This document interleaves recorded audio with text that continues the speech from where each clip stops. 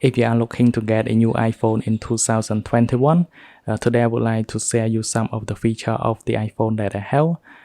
You may want to know which iPhone that you should get. You may want to know about the feature of those iPhone. So today I got a bunch of them. Like the first one, it is the iPhone SE that was released in 2016, and the iPhone 8 in 2017 alongside the iPhone 8, which was released the same year as the iPhone 8.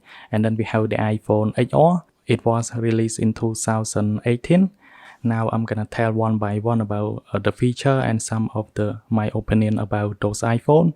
So I'm gonna get started with my iPhone SE in 2016. So if you are looking for the outside, the form factor is exactly just like the iPhone 5s or the iPhone 5. Now let's talk about the inside of the iPhone SE. So it came with A9 chip. So if you compare the performance, the iPhone SE is the same as the iPhone 6s or 6s Plus. They have the same performance because they are all came with A9 chip. Now let me go ahead and go into setting. Let me go back into general. About, it is on 14.6. It's still capable of running the latest version from Apple. So this is what I like. So it is still usable in 2021 because you can see the performance that I go into the app, like switch from app to app. The performance is very fast. There is no lag or no issues at all. One thing that I like about the iPhone SE is about camera. It can record up to 4K 30 frames per second. Now if you go to camera here on record video, you can select up to 4K at 30 frames per second. But one feature that was missing is about stabilization. So if you are willing to record a video with a lot of action, the iPhone SE will be the big problem if you want to record in 4K 30 frames per second, because it's gonna give you a little bit of shaky in your video because it has no stabilize. And one thing that you can get on the camera is live photo, which you can take a photo with a live action. Like if I take this photo here, now you can just hold on the photo and it's gonna give you the action. With iOS 14 in iPhone SE, you also have a 3D touch, which Apple call it haptic touch in iOS 14, where you can hold on the icon here. Now you can get the quick option here, like the camera. You can just hold on it and then you can take a selfie or record a video. So overall with the iPhone SE, it is also a good device to get in 2021. In my opinion, the downside with the iPhone SE is the camera. It can record up to 4K 30 frames, but it has no stabilize. And one more thing, if you're willing to get a big screen, the iPhone SE will not the good device for you. Now let's go ahead and go into the iPhone 8. So from the outside, it looks exactly just like the iPhone 6, but with the back you have the glass. And one more thing, you get a wireless charging, so which you can use with MagSafe. You can wirelessly charge your iPhone 8. The big change on the iPhone 8 is chip, where you get A11 Bionic chip. With the iPhone 8, you still get a Touch ID, so which means you can unlock your phone with the fingerprint, and it is reliable. And with the camera, it can record up to 4K at 60 frames per second, but it uses high efficiency. And on record slow motion, it can record up to 1080p 240 frames per second, and it also high efficiency.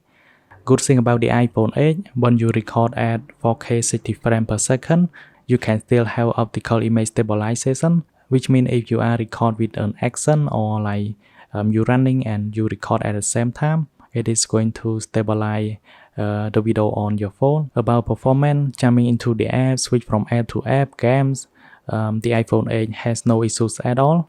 Now let's go with the iPhone 8. It has been released alongside with the iPhone 8. And you can see the screen here, it gives you a full screen, and you can take advantage of watching video or surfing on Safari and so on. It is a very good device, and you have OLED screen, so which means the video or the photo that you're gonna get from this phone, it is going to be crispy. It gives you a good sharp image, and on the top you're gonna notice we have the notch, so which you have through that camera, or we can call it Face ID, so alongside the camera and the speaker here. So now with the iPhone 8, it has no Touch ID, but you can use your face to unlock your phone, and it is pretty accurate since I use it. Talking about the camera in the iPhone 8, it is exactly just like the iPhone 8. You can record up to 4K at 60 frames per second with high efficiency, and with the slow motion, it is exactly the same. But one thing that you get from the camera on the iPhone 8 is portrait, so which means you can take a portrait video with a blur background, and it detects the face and an object. So if you place an object on the camera, it is going to divide between the background and the foreground and give you a perfect blurry background, or you can call it bokeh. Compare the iPhone 8 and the iPhone 8, the only difference is the screen, and if you talk about the inside, it is exactly the same. But if you are looking to get a full screen device, you're gonna go with the iPhone 8. Lastly, the iPhone 8R, it was released in 2018, so 1 year after the iPhone 8 was released. You can see on the bezel of the iPhone 8R, it is a bit thicker because it uses LCD screen. Now let's talk about the inside of the iPhone 8R. The iPhone 8R came with a 12 Bionic chip, so which means it has the same speed as the iPhone 8s or the iPhone 8s Max. So it also recorded 4K at 60 frames per second, and on slow motion the same. So we have 1080p at 240 frames per second. And with the iPhone 8R here, you also have portrait mode, where you can take a photo with a blurry background. But this one, it is only detect human face. So if you have cat or dog and you want to take a photo with blurry background, it doesn't work. So you can see the text that mentioned here, no person detected. I think if you want to get a bigger version of the iPhone 8, so the iPhone 8R will be the best for you, because it has the same speed just like the iPhone 8s and 8s Max.